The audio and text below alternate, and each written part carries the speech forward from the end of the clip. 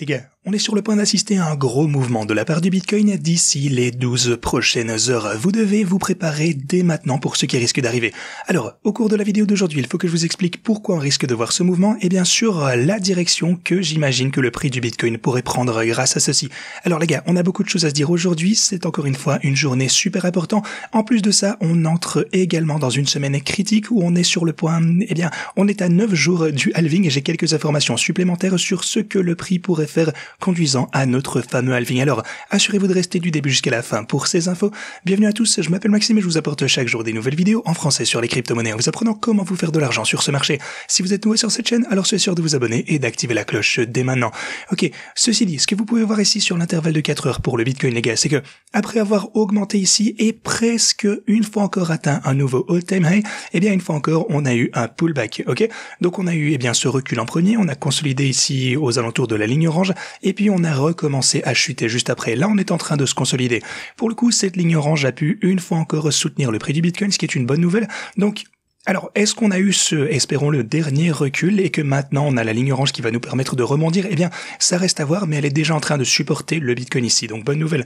Le fait est que si on dézoome ici, pour le coup, le prochain niveau de support majeur pour le Bitcoin, et si jamais on perdait ce niveau, ce serait en réalité les 63 400 $. Ok?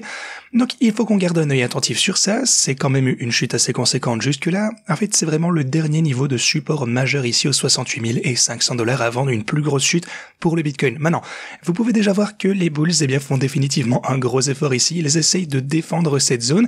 Alors, on va voir si on peut réussir à se maintenir de ce côté ou non. Mais, plus tard au cours de cette journée, ça déterminera si on verra une poussée énorme à partir de ce point ou pas. Donc, ça pourrait se transformer, bien sûr, en une énorme opportunité d'achat, comme toujours, une opportunité d'achat à la baisse et puis un rebond à partir du support. C'est ce qui pourrait arriver, donc le fait qu'on se propulse à la hausse. Ou alors, si on perdait ce niveau, potentiellement, on pourrait une fois encore venir retester des niveaux inférieurs. Alors, pourquoi est-ce qu'on va voir un gros mouvement plus tard au cours de cette journée? Ça a à voir avec les données de l'IPC qui vont être publiées. Alors, les gens considèrent que c'est la donnée la plus importante, qui aurait été publiée depuis longtemps. C'est vraiment une nouvelle que beaucoup de personnes attendent. Aujourd'hui, l'inflation recommence à devenir potentiellement un problème, on le sait.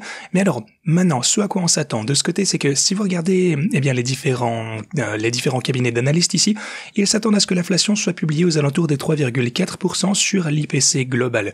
Donc, si l'IPC, atteint les 3,4, comme le prévoit la plupart des banques, ça marquerait également la troisième hausse mensuelle consécutive de l'inflation, ce qui nous prouve une fois encore que c'est un problème.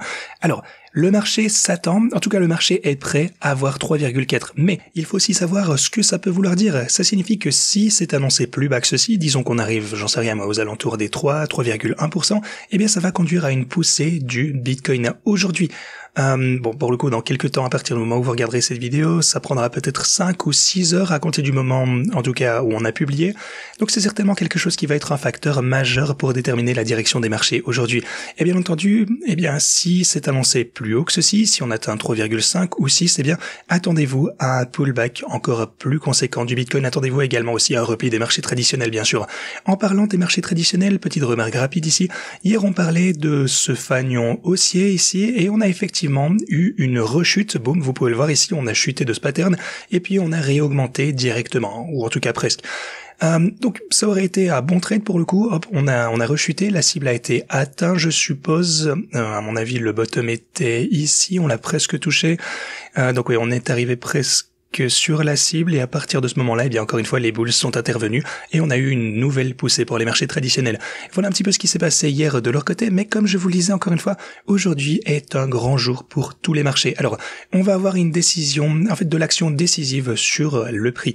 Alors, préparez-vous à tout ceci. Maintenant, pour le coup, en termes de ce à quoi s'attend le marché, si on regarde un petit peu le mois de mai, ça va vraiment être énorme. Donc, lors de la réunion de mai, le marché s'attend à ce qu'on n'assiste pas à une baisse de taux. Mais si vous regardez juin, ici, c'est un petit peu du 50-50. En fait, ça s'oriente même vers une baisse des taux ici en juin, ça réaugmente un petit peu. Alors, le truc, c'est que ce que ça va faire, c'est que si on voit l'inflation augmenter, eh bien, on constatera ce changement très très rapidement, à mon avis, de sorte que la plupart des gens ne s'attendront plus à une baisse des taux d'ici le mois de juin. Et puis, forcément, ça va contribuer à une chute supplémentaire du Bitcoin et des actifs en général, ainsi que des marchés traditionnels, bien sûr. Encore une fois, c'est super important de surveiller comment cette journée va se dérouler. C'est fou, en fait, à quel point une seule donnée peut avoir un effet aussi important sur les marchés du monde entier. Mais voilà, c'est la vérité, ça va arriver, que ce soit la hausse soit la baisse, il faut juste qu'on se prépare à de la volatilité. Maintenant, si vous regardez l'intervalle hebdo cette fois, eh bien vous pouvez voir qu'on est toujours au-dessus de cette ligne orange extrêmement importante sur l'hebdomadaire. Pour le coup, il s'agit du précédent all-time high sur la mèche ici. Alors si jamais on pouvait réussir à se maintenir sur l'hebdomadaire au-dessus de ceci, ce serait déjà un signe de force. Mais voilà, il nous reste encore quelques jours au sein de cette semaine, donc beaucoup de choses peuvent arriver bien sûr avant la clôture, mais voilà un petit peu l'état actuel des choses. Alors, ceci étant dit, comme je vous l'annonçais, préparez-vous à de la volatilité, en particulier avec les altcoins. Si le Bitcoin, a une rechute comme ceci, alors à mon avis, les altcoins vont se faire démolir, surtout que beaucoup sont en chute de plus de 50%. Donc il faut être préparé à tous les scénarios. Bien sûr, si l'inflation s'avère meilleure que prévu, alors attendez-vous à une forte poussée à la hausse, parce que là, les gens veulent s'accrocher à n'importe quoi de bullish. C'est aussi simple que ça. Comme toujours, il faut être préparé à chaque scénario. Ceci dit, merci beaucoup d'avoir regardé cette vidéo, et moi je vous dis à la prochaine.